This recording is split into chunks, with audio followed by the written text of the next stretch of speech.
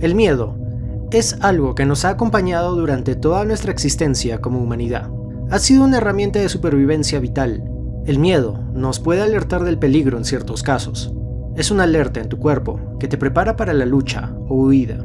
Es natural sentir miedo al estar frente a un depredador que sabes que te podría eliminar.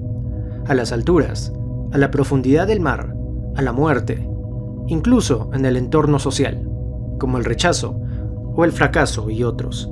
Hay cientos de tipos de miedo, pero hay algunos que son más interesantes, que quizás podrían ser irracionales, ya que dependiendo de la situación, a plena vista, no hay nada que te pueda hacer daño, pero existe una extraña sensación que te invade el cuerpo, como si alguien estuviera observándote en ese escenario vacío y desprovisto de vida.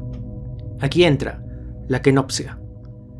Kenos, vacío, y opsis, vista o visión.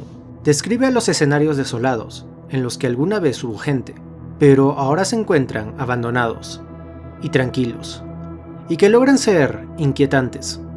Genera una sensación de pavor inmensa cuando ves o estás en un ambiente así, lo cual es muy extraño. Estás solo y eres consciente de que no hay nadie más que tú.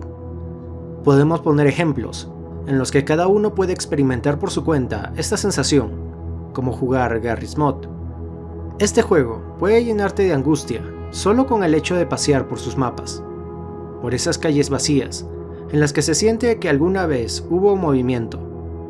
Todo parece tranquilo e incluso el clima soleado, por lo que todo está bien iluminado, pero mientras más tiempo pasas caminando por los mapas, más perturbador se vuelve.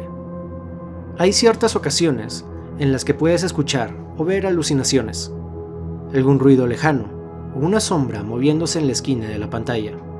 Sientes miedo de que al doblar la esquina o un pasillo te encuentres con algo que no debería estar ahí.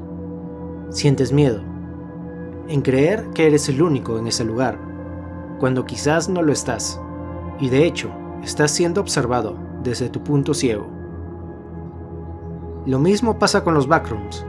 Si bien ya en estos tiempos se ha modificado tanto el tema de los backrooms que muchas veces dejan de dar terror, el concepto inicial siempre termina el que más miedo e incomodidad da. La ambientación que tiene junto con los espacios liminales crean una atmósfera muy tensa. Los backrooms casi siempre son descritos como laberintos interminables de habitaciones de distintas temáticas, habitaciones color amarillo, y los diferentes niveles que toman espacios liminales de distintos escenarios del mundo real, edificios de oficinas, pasillos con poca luz, calles solitarias con neblina, habitaciones con recubrimiento cerámico y agua, como los pool rooms. Muchas veces genera una sensación de nostalgia, un déjà vu. Tú ya estuviste aquí, no te acuerdas cuándo ni dónde, pero tienes la ligera sospecha de que esto lo has vivido antes. Normalmente, esta sensación va acompañada de una inquietud que con el paso del tiempo suele aumentar hasta que se hace casi insoportable. Los espacios liminales se volvieron una estética de internet, con la que se etiqueta a todos esos lugares abandonados y algo surrealistas que extrañamente recuerdan a tiempos mejores. Aquí también entran las estéticas como el Dreamcore, que suele tener una ambientación onírica de algún sueño que tuviste o una pesadilla en la que todo salió mal. El juego de luces en cada escenario también es fundamental, colores fríos para sensación de soledad y opresión. Pueden ser los propios pool rooms o edificios de oficinas iluminados por luces blancas. O también pueden ser colores cálidos, que transmiten una sensación de paz y calma, pero que se siente rara. Algo no está bien aquí.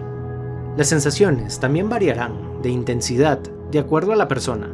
Hay algunos que sufren solo viendo entornos oscuros. Otros, siendo claustrofóbicos, tendrán miedo a espacios más pequeños. Estos serán más inquietantes. ¿Y el terror analógico dónde entra en todo esto? Bueno, se tiene un enfoque diferente. Es más un estilo de cómo contar eventos extraños o aterradores pasados, casi siempre ambientado en el siglo XX. Las historias se cuentan mediante cintas de video o cintas VHS encontradas. Sucesos que afectaron algún lugar y se trató de ocultar, o sucesos que podrían marcar un futuro lúgubre para el mundo.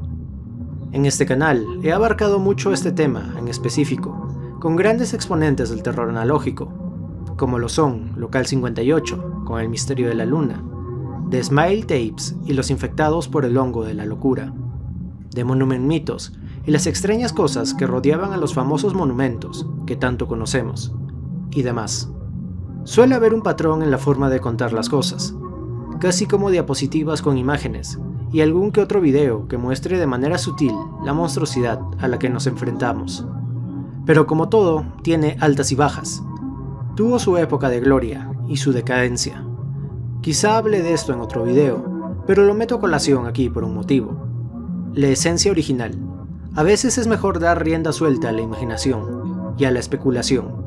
Algo que caracterizaba bastante bien a las primeras series de terror analógico era la sutileza. No te mostraban un ser horripilante con todos sus detalles frente a la cámara, sino que simplemente no lo mostraban o mostraban una pequeña parte.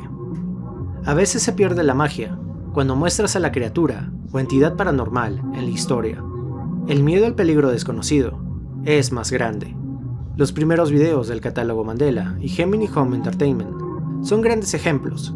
Incluso el concepto inicial de los backrooms, de un lugar al que podías acceder en algún sueño aleatorio, solo se tenía una imagen y esos cuartos infinitos, y tan solo eso bastaba para causarte una gran inquietud. Tu cerebro puede exagerar las cosas y acondicionarlas para que sientas un terror más personalizado. Por supuesto, hay excepciones. Hay series que no son sutiles y funcionan de manera magnífica, y de las tantas razones por las cuales son buenas, hay una característica que éstas aplican, por las cuales resaltan. Los monstruos aterradores a veces pueden funcionar al momento de causar terror, o a veces no. Hay gente a la que puedes mostrarle la imagen de un chupacabras y va a sentir miedo, o quizá no. Pueden experimentar risa, debido a lo ridículo que se ve el aspecto de la criatura, o nada simplemente. Pero hay una cosa que siempre causará pavor, a quien sea. Algo que se parezca mucho a un humano, pero que no lo es. Esto causa lo que se llama valle inquietante. Nosotros somos excelentes detectando y diferenciando algo que no es humano, y algo que sí lo es. Son los detalles los que juegan un papel fundamental aquí. Movimientos del rostro, posición de los ojos, forma, expresiones y demás. Dan una sensación de vida, que como personas reconocemos muy fácilmente. Tomemos por ejemplo los robots. Cuanto más alejado de la apariencia humana es, se siente mejor, incluso se siente amigable. Pero mientras más va adquiriendo características humanas, mientras más tratan de imitarnos, más es la sensación de pavor, de valle inquietante que se produce. Nuestro cerebro, a nivel subconsciente, se pone en estado de alerta, como si no confiara en esa figura, que se parece mucho a una persona. El valle inquietante fue representado por Masahiro Mori con esta gráfica. Mientras más algo se parezca al humano, menos familiaridad sentimos. Es curioso ver que existe un punto de quiebre. Un robot humanoide se siente más familiar, pero si se le ponen más detalles, estos terminan siendo perturbadores. Pero también tiene otro punto de quiebre, que es cuando ya un robot o ser prácticamente se hace indistinguible con nosotros, para lo cual volvemos a sentir una sensación de familiaridad. Aquí también puede intervenir lo que se conoce como el efecto Thatcher. Te dan dos imágenes de una persona, pero invertidas. En esta posición, ambas imágenes parecen normales. Todo parece estar en orden, pero no. Cuando vuelves a invertir las imágenes, te das cuenta de la verdad. En la primera imagen, todo está bien, pero en la segunda, tanto ojos como boca están invertidos. Esta segunda imagen suele ser incómoda, y mientras más tiempo la miras, aumenta este sentimiento. Se vuelve a presentar el valle inquietante. Existen juegos que pueden ejemplificar de manera excelente esta sensación. Uno es The Silk Bulb Test. Aquí se nos presenta una situación donde tú, como protagonista, estás sentado en una habitación oscura. Frente a ti está la proyección de una prueba que deberás realizar. Se te muestran varias imágenes, cada una más perturbadora que la anterior, donde indicarás si lo que estás viendo corresponde a un humano o no. Estas imágenes suelen ser inquietantes de por sí, pero ayuda aún más la ambientación. En esa habitación oscura empezarán a pasar cosas, ruidos extraños y sombras que se mueven. Todo el tiempo tienes la sensación de que algo no está bien ahí. Lo mismo pasa con The Lancaster Leak Entity Exam. Aquí seguimos con la historia de los juegos de Lancaster Leak, los cuales ya traté en el canal. En cierta parte del juego, tenemos que tratar de distinguir a los doppelgangers de las personas reales. En cada imagen que nos van mostrando, existen ciertos detalles que no cuadran con lo que nosotros consideramos normal. De lejos podrían pasar desapercibidos, pero viendo con cuidado, se nota que eso que estamos viendo no es humano, y da cierta desconfianza. Volviendo al Valle Inquietante. Este tema también fue abordado por Sigmund Freud. Claro que sin ese nombre, él lo llamaba un Heimlich, palabra alemana para referirse a lo extraño, perturbador o aterrador que tiene algo a pesar de tener raíces conocidas. En su ensayo de 1919, Lo Siniestro, trata de explicar qué es esta extraña sensación y del por qué ver ciertas cosas nos causan angustia y desconcierto cuando en sí no deberían, lo cual resalta la pregunta: ¿a qué le tienes miedo? ¿Sientes terror e inquietud por ciertas cosas? Todo esto puede variar, pero ¿por qué? ¿Alguna vez has tratado de hallarle alguna explicación lógica? ¿Por qué sientes miedo de entrar a tu cuarto cuando está oscuro? ¿Por qué la necesidad de prender la luz rápidamente? ¿Sabes que no existe nada ahí dentro que pueda hacerte daño? ¿Por qué cuando ves estas caras te sientes incómodo? Si lo analizas de manera fría, solo son rasgos distintos en una cara, muchas veces editados. No hay ninguna otra interacción, así que ¿por qué desconfías? ¿Por qué sientes miedo al jugar videojuegos de terror? ¿O al ver películas del estilo? Tú estás como espectador. Nada te hará daño. Lo peor que puedes experimentar es un susto por algún screamer, pero nada más. Algunos investigadores señalan que el miedo que sentimos a varias cosas es heredado genéticamente de nuestros ancestros. Cuando vivían con el peligro en la naturaleza, había depredadores acechando que podían atacar en cualquier momento. Había peligro de muerte. El miedo a la oscuridad quizá podría deberse a que cuando nuestros antepasados buscaban refugio en las cuevas, había la posibilidad de encontrarse con algún oso o animal que los mate en ese instante, en miedo de la penumbra de ese lugar. Incluso otros tipos de miedo pueden deberse a traumas de la infancia, como el miedo a viajar en avión o en auto, o miedo a ser robado. Puedes entrar incluso en una paranoia extrema. Pero hay algo distinto en esto. Había algo en la antigüedad que se hacía pasar por nosotros y nos cazaba, algo que no lograba igualar por completo nuestros rasgos físicos, pero que lograba eliminarnos o consumirnos, o incluso experimentar con nosotros.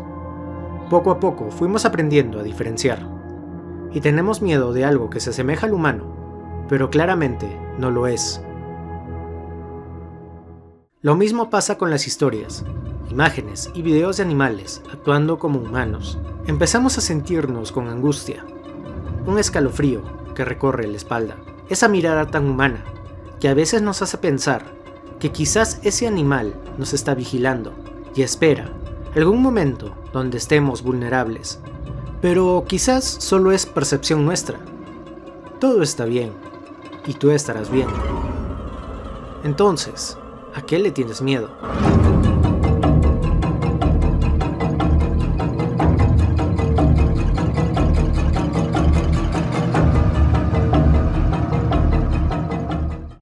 Por supuesto, esto se puede alargar mucho más y tocar temáticas en internet, como videos de fantasmas, creepypastas, ARGs, horror cósmico y demás. Incluso miedo en temas religiosos, como a demonios o prácticas que se consideran paganas.